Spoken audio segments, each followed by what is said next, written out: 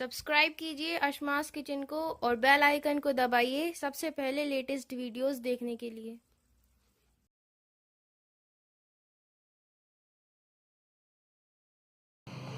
Hi friends, my name is Safak and she is Rosa. Welcome to Asma's Kitchen.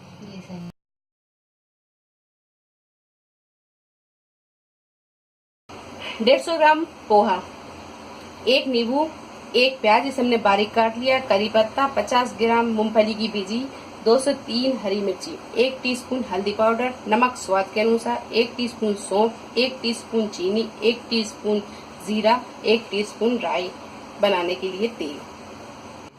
तो पहले हम ये पोहे को धो लेंगे। हमने एक छन्नी में पोहा डाल लिया है। अब इसी में हम ये पानी डालते जाएंगे और इस पोहे को हम धो लेंगे। ये देखिए ये पानी पूरा निकल गया है और ये छन्नी में पोहा है। जब तक हम प्याज तलेंगे जब तक ये अपना पोहा फूल जाएगा। एक कढ़ाई में 1 चम्मच हम तेल डालेंगे।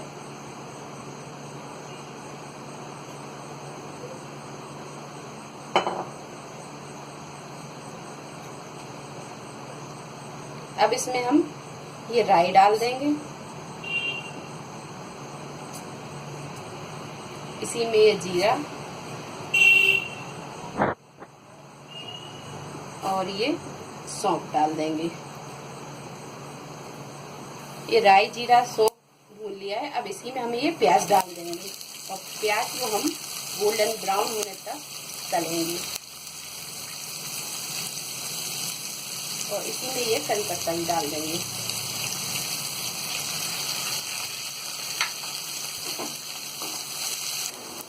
ये प्याज हल्की गोल्डन ब्राउन हो गई है। अब इसमें हम हरी मिर्ची डालेंगे। ये जो कटी हुई हरी मिर्च रखी थी इसे अब हम डाल देंगे और इसी में हम ये मूंगफली डाल देंगे।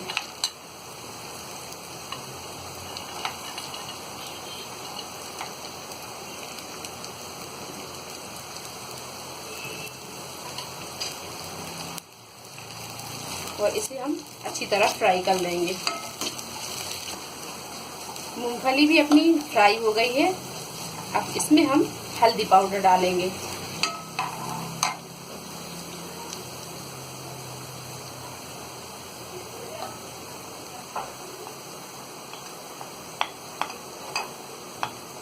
और इसी में हम ये चीनी भी डाल देंगे।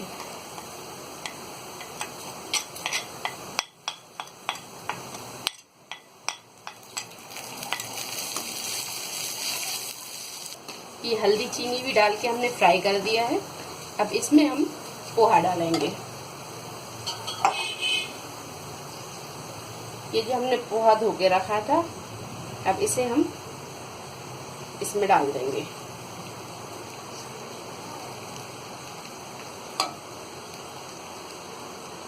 और इसी में हम ये नमक भी डाल देंगे।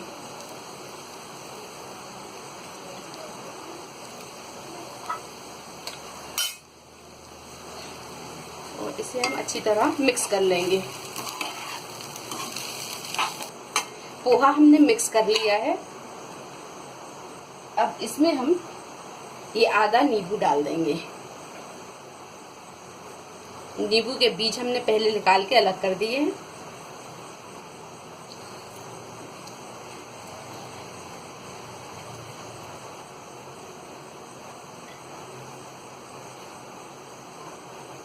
और ये हरा धनिया भी हम इसी में डाल देंगे।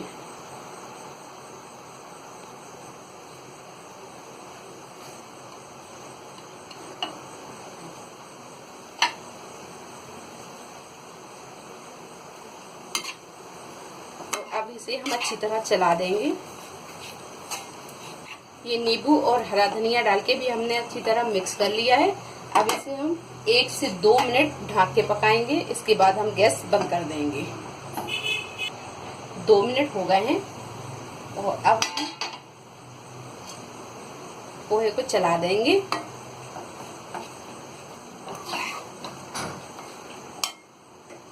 गैस बंद कर देंगे। पोहा अपना रेडी हो गया है। अब इसे हम एक प्लेट में निकाल लेंगे।